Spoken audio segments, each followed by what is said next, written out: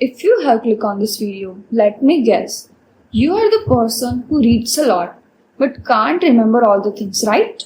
And you are wanting कि आपके grades higher आए, better आए, or maybe you are wanting to be the topper of your institution, right? So if you are wanting these things, you are at the right place.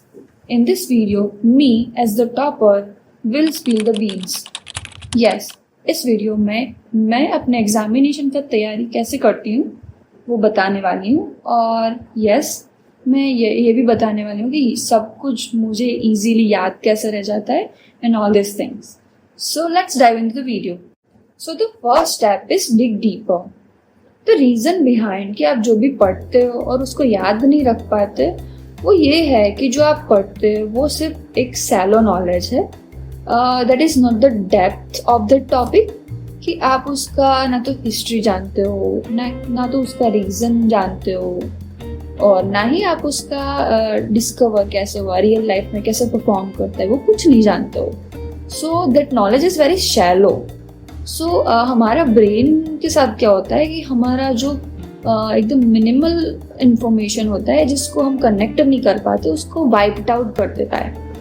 What done here is कि आप जो भी पढ़ते हो वो एकदम shallow होता है और हमारा ब्रेन उसको कनेक्ट नहीं कर पाता है और हम सब भूल जाते हैं. तो that's the thing. But the solution of this thing is कि you can gain the in depth knowledge of that particular topic. So आपको उस टॉपिक का रीजन्स ढूंढना है, उसका डिस्कवर कैसे हुआ, उसका हिस्ट्री, वो रियल लाइफ में कैसे वर्क करता है and all that things. So what you can done here is go to the search engine, search on the Google about the topic, or read the reference book, read the articles on the platforms like LinkedIn and Quora. You can also watch the content on the YouTube. And सबसे best तरीका, अपने tutor को जाके questions पूछो. Yes, अपने tutor को question पूछ के तंग कर दो. Yes, that's the key. So the second step is connect the information. अब आपने इन डेप्थ नॉलेज तो ले लिया, बट दैट इज थिंग कि वो एक थियोरेटिकल नॉलेज है और आप उसको कनेक्ट नहीं कर पाओगे because you don't haven't seen that in your real life. So what you can done here is connect that information in the real life examples. So for example हमने 7th और 8th में भी grade में pollination का theory पढ़ा था, right? So what I have done here is कि मैंने उस थियोरी को पढ़ा और उसको मैंने अपने खुद के प्लांट्स में अप्लाई किया और मैंने उसको एक रियल एग्जाम्पल के साथ कनेक्ट किया, और देन उसके बाद मुझे वो प्रोसेस बिल्कुल याद रहेगा. Like on till the day I remember that all the theory. The second example you can assume like the demand and supply theory. You can gain the example with the chart on the trading views कि आपको देखना है कि like कैसे volume बढ़ता है, कैसे demand और सप्लाई बढ़ने के बाद प्राइजेस कैसे जंप करती है. So when you just see the real life example आप एक कनेक्शन बिल्ड कर सकते हो उस इंफॉर्मेशन के साथ, and that's how you can remember that thing very precisely. So the third step is make it a story. When it comes to the practical subject like economics, maths and chemistry and all, you can connect the things with the real life example and you can also gain the in-depth knowledge. But when it comes to the literature, history and all this kind of subject, you can't find the examples and nor you can gain the in-depth knowledge about this particular subject. So what you can done here is कि आप story बना दो.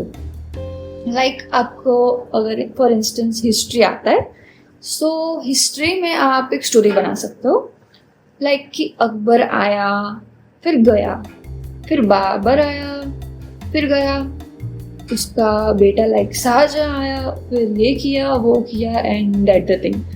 And this is how you can make the story and remember that things.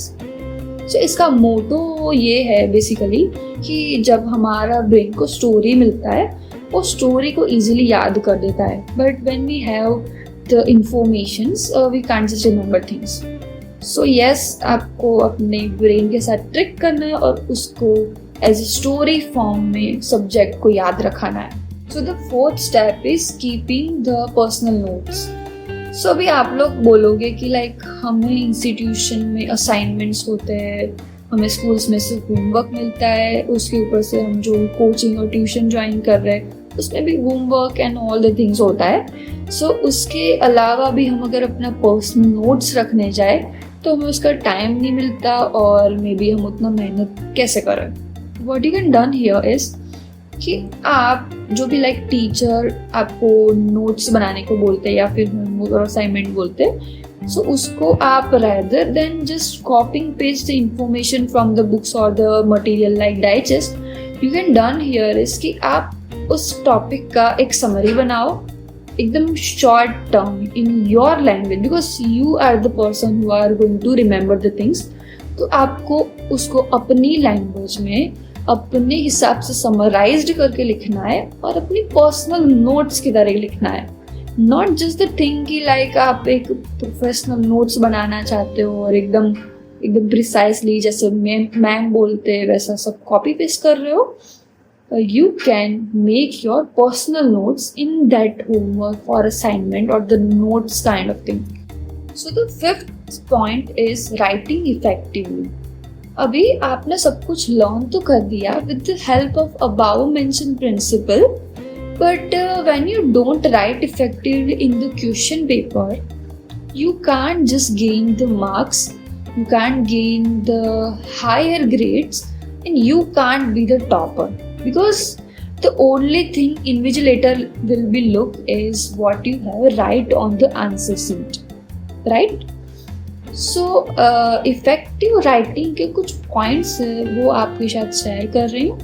उसमें से first है कि write the intros and conclusion. अभी आपको जो भी क्वेश्चन दिया हुआ है उसका आपको इंट्रो लिखना है एंड देन उसके एंड में कंक्लूजन लिखना है. लाइक इंट्रो में भी लाइक 2 and 3 लाइन्स में लिखना पड़ेगा, लाइक बेसिक इंफॉर्मेशन और जस्ट द डेफिनेशन और maybe the overall information of that thing. And in the conclusion what you can write is the overall knowledge of that particular topic and maybe the last motto और agenda of that particular topic. Second will be like write the point wise rather than the paragraph wise. Like मैंने देखा हुआ है कि बहुत सारे students होते हैं वो लाइक कोई भी क्वेश्चन का जो आंसर होता है वो सिर्फ पैराग्राफ फॉर्म में लिख देते हैं. So that is the wrong way. You have to write in point wise.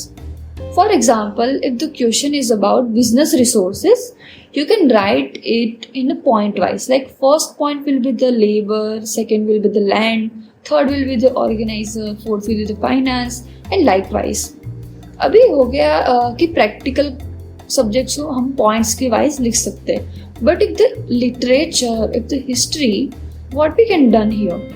So the thing is कि हम उस स्टोरी के जो अलग अलग मोड होते हैं, अलग अलग पड़ाव होते हैं, उसको एक अलग पॉइंट कंसिडर करके लिख सकते हैं. So that will look very great in presentation. So that's the thing.